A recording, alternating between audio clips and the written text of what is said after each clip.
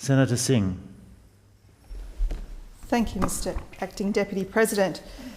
Today in Doha, the World Heritage Committee is meeting to discuss the preservation of the world's greatest areas of natural beauty and civilisation, and its deliberations this week will include the Tasmanian Wilderness World Heritage Area.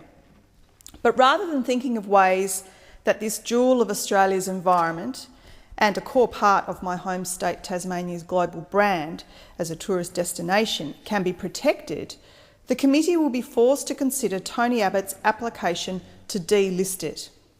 Following the efforts of his Environment Minister, Australia will become only the third nation after Tanzania and Oman to seek the delisting of its own territory from the World Heritage Register. And in response to thousands of Australians rallied against the Coalition's culturally and environmentally destructive plans for Tasmania's forests, unlike the Prime Minister, who has never visited this World Heritage area in Tasmania, many present were people who know this wilderness area. They know it intimately, either through recreational purposes, through scientific work, through their historical and cultural links with the area, or through their livelihoods. These included apiarists, tourist operators and loggers. Indeed, the Forest Industries Association of Tasmania has written to the UNESCO Committee opposing the Abbott government's winding back of the World Heritage Area listing. Wrongly though, Environment Minister Greg Hunt claimed that this World Heritage Area was significantly degraded and so should be delisted. But that claim has subsequently proven to be false and indeed is contrary to the advice provided in a report produced by the Minister's own Environment Department. This report, which I note the Minister received prior to making the submission to the committee, showed that more than 90% of the proposed area for delisting is undisturbed, clearly contradicting the Abbott government's claims that it is only seeking to delist degraded parts.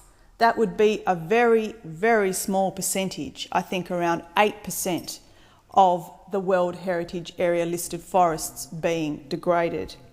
So questions must be asked as to why the Abbott government kept this report secret, failed to disclose it in its application to UNESCO, and while the Coalition government does not understand the importance of this World Heritage Area, Labor certainly does.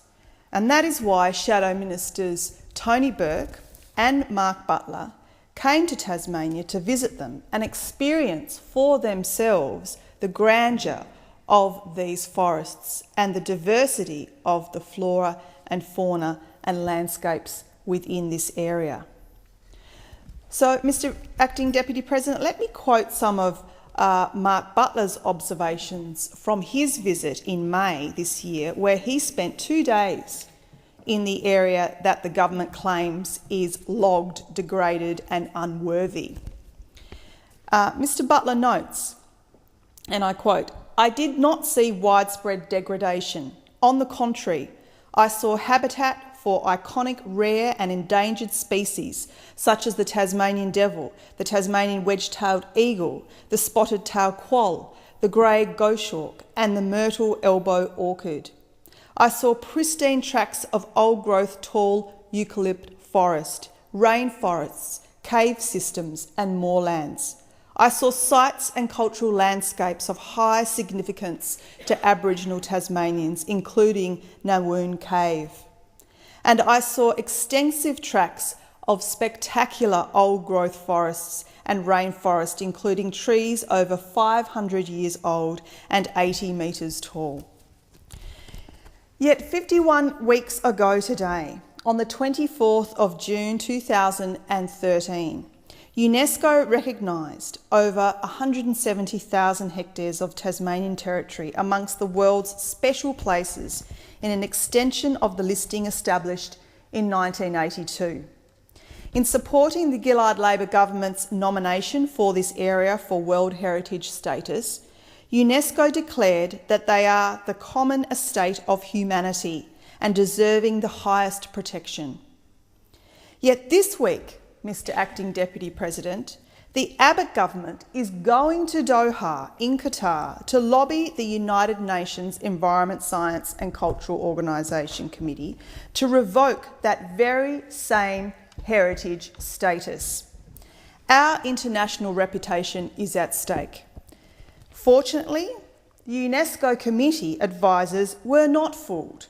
Last month, the committee released a draft decision rejecting the Abbott government's request. The report stated, and I quote, "The new proposal would impact negatively on the outstanding universal value of the property. The proposed decisions would reduce integrity of key natural attributes." Yet despite this very clear rebuttal and Minister Hunt's own report, the Abbott government is still determined to push on and further humiliate Australia, indeed embarrass Australia on the international stage yet again. If Mr Abbott and Mr Hunt do not understand this, then the international community and Australians do.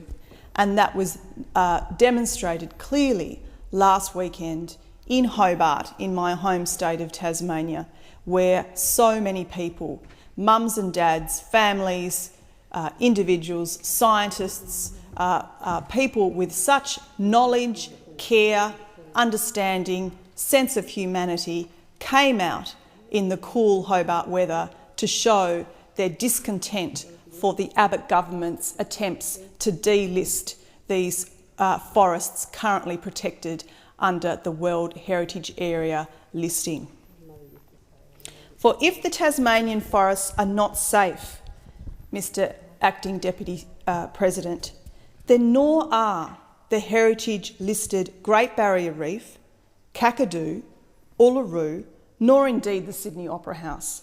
If it is all right for the Abbott government to choose to delist this particular World Heritage Area, then where will they stop?